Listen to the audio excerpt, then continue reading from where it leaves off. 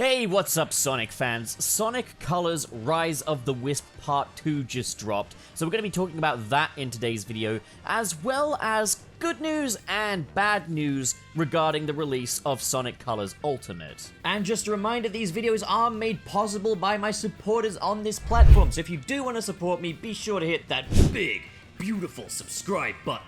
And be sure to check out the Patreon link in the description below. Okay, so our main topic today, and the good news basically, is Rise of the Wisps Part 2 is out, and it's all part of the promo material for Sonic Colors Ultimate. Now, Part 1, just to recap, basically featured mostly setup. Sonic and Tails kind of recapping the events of kind of Sonic Colors, with Doctor Eggman taking the Wisps and using them for their Hyper-Go-On energy. It also established that Metal Sonic would be working alongside Orbot and Cubot to look after the Wisps, and there was no appearances from Mike Pollock or the voice of Cubot in this either. So I was kind of wondering if maybe we'd hear from them in Part 2. Spoiler alert, we don't, so I'm guessing they just couldn't get those two actors.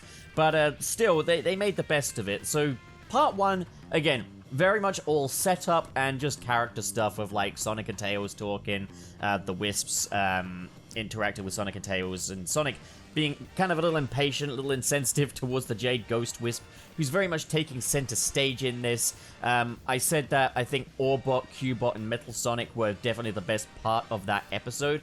So, moving into episode 2, this is where all the action is. Like, episode 1 was just not much really happened. In this one, you've got, like, you know, the action now. We're properly going into this adventure, and we get this grand chase around the Sweet Mountain between Sonic and Metal Sonic, and it's actually a lot of fun to watch. And as I've said, the animation is clearly budgeted animation, but they made the best use of it, so it ends up being really good. I think a lot of people in the comments of that previous video thought that when I said it was cheaper, more budgeted animation for this one than in, say, the Sonic Mania Adventures or Team Sonic Racing Overdrive, I think a lot of people kind of took that as an insult or as, you know, like a negative.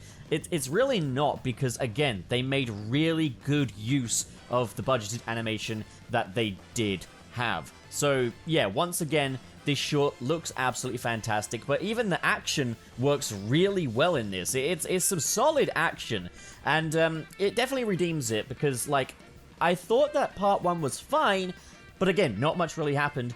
This one here, a lot more fun across the board. You've still got all the wacky fun with Orbot, Cubot, and Metal Sonic. Metal Sonic being the you know, the playing it straight character of the villains in this, with Orbot and Cubot kind of being his foils. And, you know, I really enjoyed Metal Sonic in this. It gives a little bit of context to what I think the rival rush is going to be in Sonic Colors Ultimate. We also see Wisp-infused Metal Sonic, and I kind of like the lore dump in that basically the Wisps have to give permission to the user of the Wisp to use their Hyper-Go-On energies and combine it with their own abilities.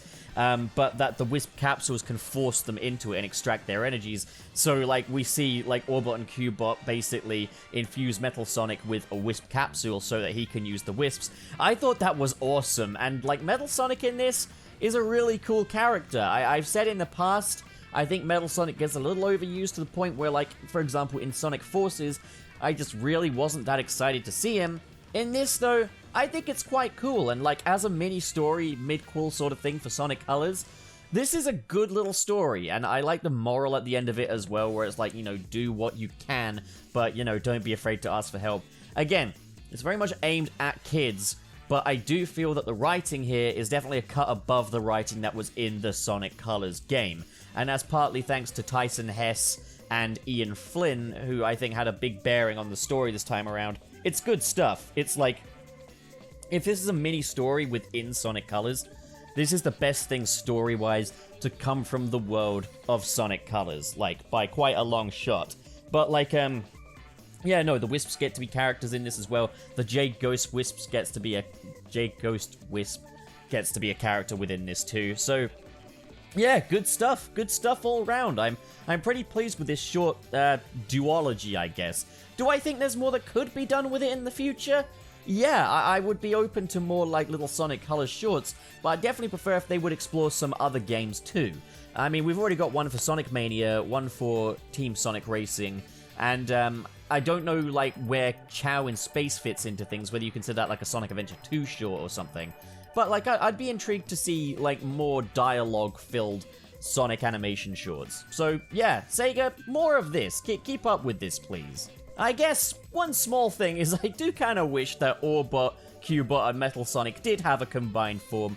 But okay, the joke here was okay. So the good news is, on a whole, Sonic Colors Rise of the Wisps is a perfectly charming, definitely more kid-centric, but a perfectly enjoyable little short film duology, and a decent little story, and definitely some of the best writing to come from the world of Sonic Colors. Right, so, on to the bad news, which is our second topic, is the indefinite delay of boxed versions of Sonic Colors Ultimate. So, basically, if you pre-ordered Sonic Colors Ultimate, you get, you know, your little movie Sonic keychain, and, I mean, you know, if you want the boxed version, basically, there's bad news for if you're living in the EMEA area, which is like, I think, Europe, Middle East, and Asia, all excluding Australia and New Zealand in this case. If you're living in Europe, Middle East, or Asia, there is an indefinite delay on the boxed editions of Sonic Colors Ultimate due to logistical issues revolving around the COVID-19 pandemic. So if you've pre-ordered the game and you live in Europe, Middle East, or Asia, except for Australia and New Zealand, don't expect your Sonic Colors Ultimate pre-order to arrive on the day of its actual release, because there is a big problem. Sega have said there's more information to follow. The statement goes as follows. Due to unforeseen logistical issues, all physical editions of Sonic Colors Ultimate, which include both the standard and keyring edition, will be delayed across all EMEA markets, excluding Australia and New Zealand. This does not impact the digital release across all first-party platforms. Sega is committed to customer satisfaction, and we apologize for this unfortunate delay. More information to follow. It is worth noting, for those that don't know, because some people for some reason don't know this, the UK's in Europe. Even though it left the EU, it's still in Europe. That's how that works. So, yeah, no. You're probably not going to get your pre-order on time. That's unfortunate, as I did pre-order the game as a physical release for my PlayStation 4 with the little Sonic keychain. However, in light of this, I've gone and ordered the digital deluxe edition for my Nintendo Switch as well. It's always good to have the game on the go, and so, like, yeah. And as well as that, if you do get digital deluxe and you pre-order that, you do get the game, I believe, 4 days early. I believe you get it on the 3rd of September as opposed to the 7th. So, yeah, definitely food for thought there. You do get stuff in that digital deluxe edition, which is exclusive to my knowledge, such as the certain player icons. I think there are other things you can get after. You don't have to pre-order, but, like, I'm not 100% sure. I think it's just the player icons. So, yeah. Bit of bad news there. If you do want to get the game on the day of its release or even before, I highly recommend getting a digital edition instead of the physical edition. It's a shame, but that's just the way the cookie has crumbled in this case. So, yeah. What do you guys think? If you enjoyed this video and you want to support more like it, be sure to hit that big, beautiful subscribe button. And of course, in the description below are links to different social media feeds, including the Patreon. If you're feeling extra generous like these guys in the $10 tier, that is Marcus Ward, Serious the Skeptic, Biotinance, and Mr. SP. Thank you guys, you are the best of the best, but as for the rest of you, thank you so much for watching guys, and have a great day.